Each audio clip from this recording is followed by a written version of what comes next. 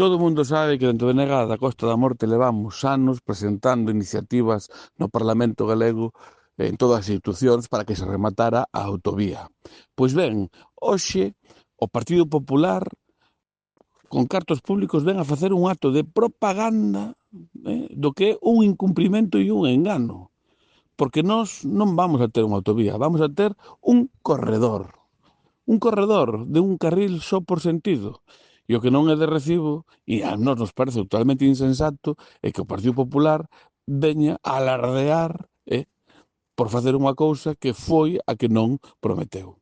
Nós seguiremos insistindo e facendo e traballando no Parlamento Galego para poder ter unha autovía de primeira e, sobre todo, para que nos eliminen as peaxes entre Carballo e Coruña, que seguimos un ano máis pagando dos nosos petos. Nós, desde o BNG, o que lle pedimos ao Partido Popular é menos propaganda e máis investimentos na Costa da Morte.